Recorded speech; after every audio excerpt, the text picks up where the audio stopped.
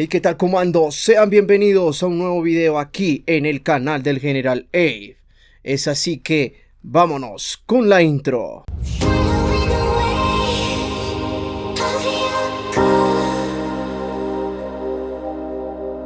Bueno, ahí quiero recordar a uno de los grandes historiadores franceses, Pierre Nora, que él diría que justamente que el peligro de la sacralización de la memoria es justamente la imposición de las reivindicaciones de los individuos y de ciertas agremiaciones, ¿no? Entonces volvamos a retomar un poco. Memoria histórica no es símil de historia.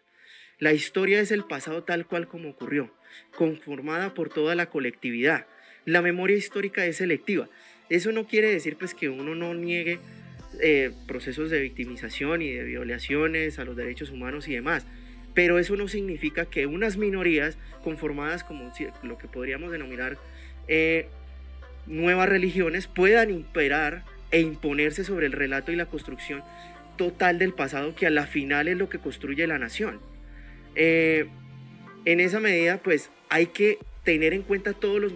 los actores polivalentes que han intervenido en la construcción de nación, no simplemente en el conflicto armado, porque Colombia no se ha enfocado ni se ha desarrollado solo por conflicto. Ahí tenemos una herencia que es innegablemente hispana, que pues estuvimos bajo el gobierno español durante 400 años y que eso ha permeado todo en la sociedad, y en esa medida no se puede uno, por ejemplo, polvorearse la cultura del saco como hace un profesor cuando termina de escribir con tiza y simplemente lo quito. No, es más complejo, pero ahí en esa medida hay que darle un tratamiento también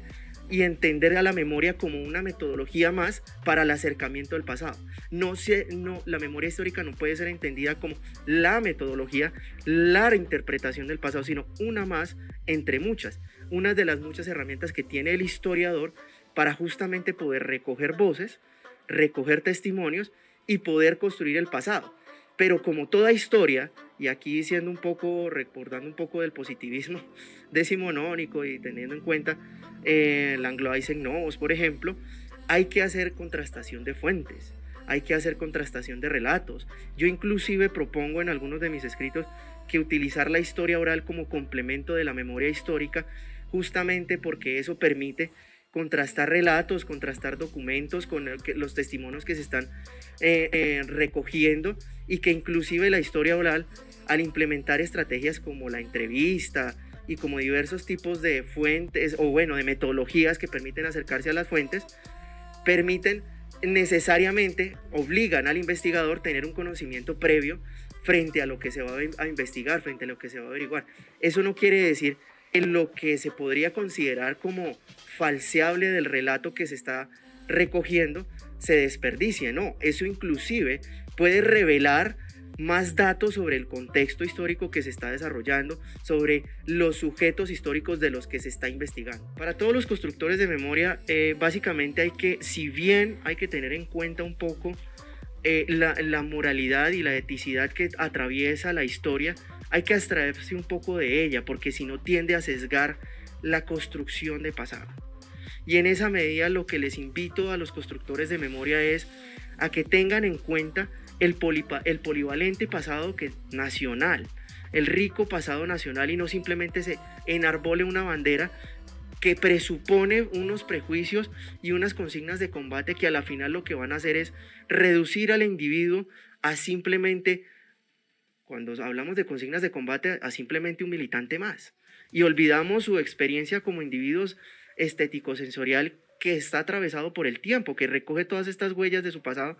porque el presente justamente se va desvaneciendo. Recogemos acá un poco de Hegel. El presente realmente es algo que es casi inexistente, y lo único que tenemos para enfrentar al futuro como individuo es básicamente lo que hemos venido siendo del pasado, y así como sociedad. Entonces, si nos paramos desde una sola perspectiva y desde un solo momento teórico, metodológico o político para la interpretación del país, básicamente lo que vamos a hacer es generar digresión, vamos a generar extensión, y vamos a generar lo que, por ejemplo, Montesquieu habla de dispersión de la sociedad, y a la final pues desaparición de la misma y transformación en otra cosa totalmente distinta e inclusive errónea frente a lo que realmente es.